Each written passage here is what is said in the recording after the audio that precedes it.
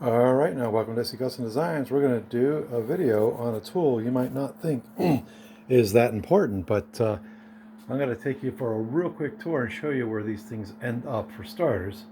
And then you got to sharpen these things. So you may not think of a pencil sharpener as an important tool, but I beg to differ. So while you're reaching for that utility knife or these types of things to sharpen up your pencil, you probably want to just get one of these. Well, I was walking to the third floor where there was a pencil sharpener, and that's what I was doing, wasting time doing that. So what I've just proven a point that pencils are everywhere, but you also might want to keep them in a more central location, and that's precisely what we're going to do. So first of all, we'll unbox this. This is probably going to be not that exciting for you, but nonetheless I'm going to do it. But let's walk over here first and have a look at where I'm going to put my pencils. One day on a cozy walk in the autumn, I was walking with my wife, and I found this just lying on the side of the road. And so of course I had to pick it up. And it's been sitting in my shop for these many months, and I haven't really pulled the trigger to do anything with it. Well, today is that day. This is where my pencils are going to go. And look, I can probably put it around something, the unit. So that's the deal. I already cut it nice and smooth. I had to cut it down a little bit. I think I'll use this end here to put the pencils into. So let's come over here. I am trying to be careful of not swinging too fast. Y'all let me know that I need to slow down in the shop and not make you so dizzy. So we're going to set you right there, and hopefully this will serve my purpose. Alright, so unboxing the unit, well, that's going to be pretty fast. I decided to pick up this Westcott High Point Evolution titanium bonded non-stick. Boy, doesn't that sound impressive. I just wanted to sharpen my pencils. So let's go ahead and unbox it. Okay, pull it out. I did get them on sale, as a matter of fact. I got about $5 off. I picked this up just today. How's this? All right, there's a tool that you may not think is that important to have in your wood shop, but let me tell you, if you can just sharpen that pencil real quick, that's going to save all of us a lot of time. All right, so there you go. Now what we're going to do is go over to the drill press. You may notice that the previous drill press is gone because I sold it. I'm trying to downsize on tools that I don't think I really need to have triplicates of or doubles. So this here was a gift gifted to SC Custom Designs, and this is the guy that we're going to be using. So I already have my a 5/16 bit in there, and we're just going to go ahead, start drilling some holes. And there you go. So I highly recommend, if you don't have something like this, a foot switch that's going to control the power, go ahead and get one. You wonder why you didn't do that a long time ago. So he was on my last drill press.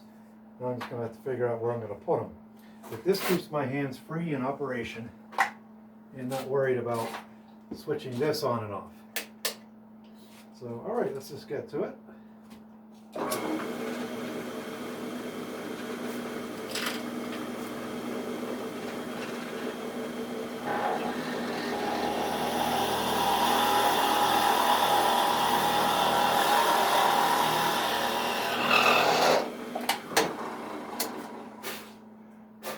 Let's see if the pencil's going to fit. Yeah, that's doing a great job there. That's really all I need. Is this little hole so that I can go ahead and put my pencils in there.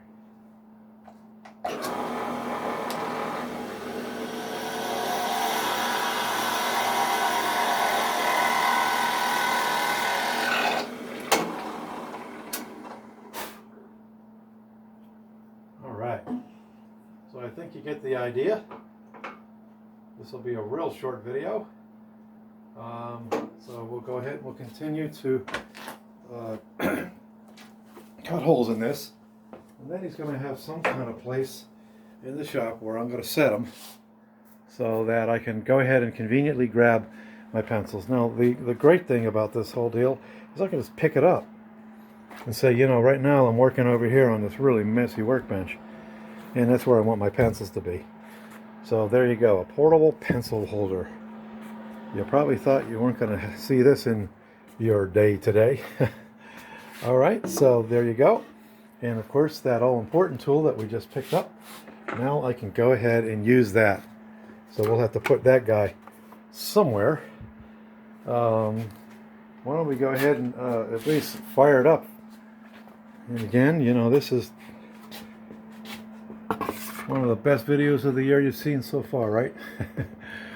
All right, you know, the things that we just put off for many, many years, you know, it's just that. So I just decided I was going to do something about it today. This is SE Custom Designs. We just finished a really big project. We finished up a coffee table. You can look the whole series up. It's every step of the way. You're going to learn a lot from watching it, using various different tools and techniques.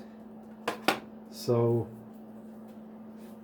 please look up that series on making a super cool, awesome coffee table. All right, let's give it a try.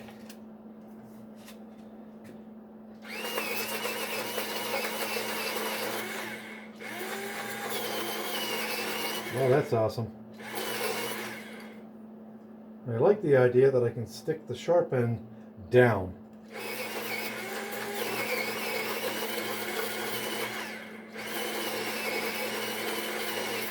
That's another concern you can have. Last thing you need to do is put all kinds of lead, or in this case they're probably not lead like they used to be.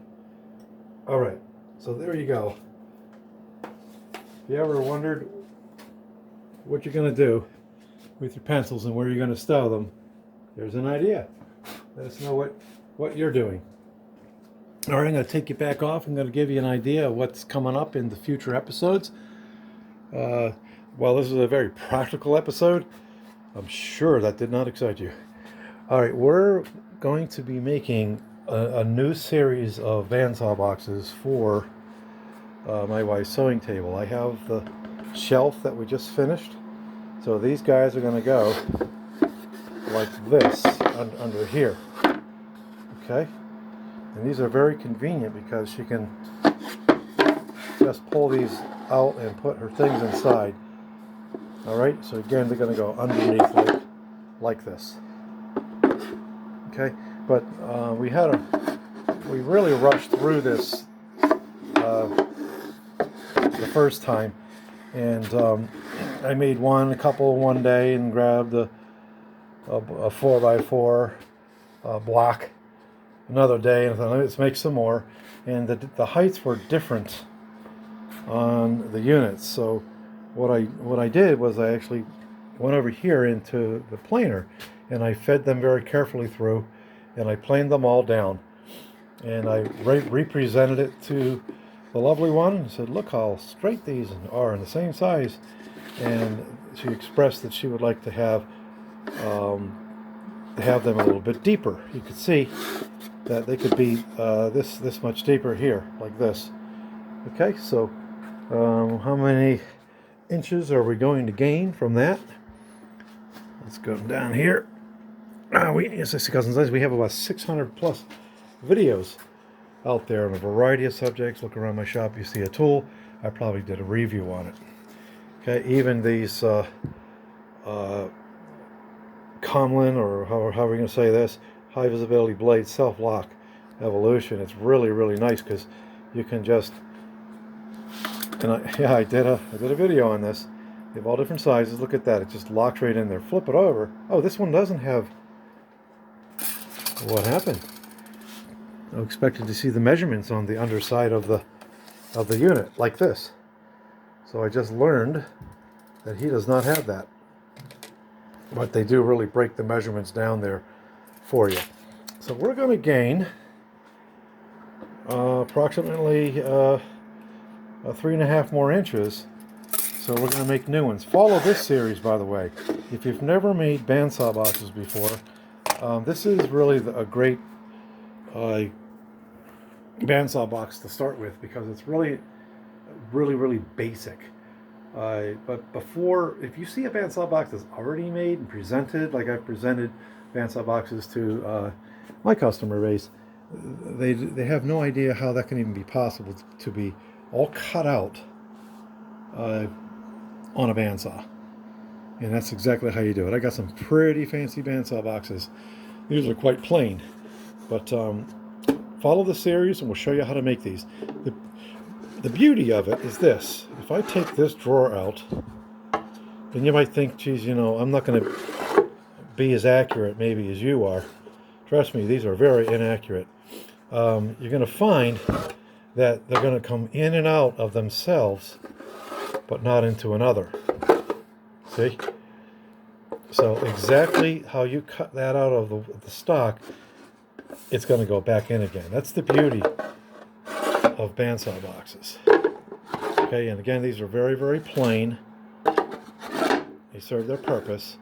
So what we're going to do is I picked up 3 4x4s that are down here on the ground, and we're going to glue them all up together. But before I even get to that point, I'm going to have to come over to this Jet 6-inch jointer, and we're going to have to clean them up, make them really flat.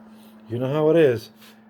These boards are going like this, you know, like a rainbow almost. I exaggerate, of course, and you know, that's just what you get. We're in the dead of winter here in the Northeast, and these boards have been sitting there for a while. Construction slows down in the wintertime. You're not really digging posts, you know, and making decks and that type of thing.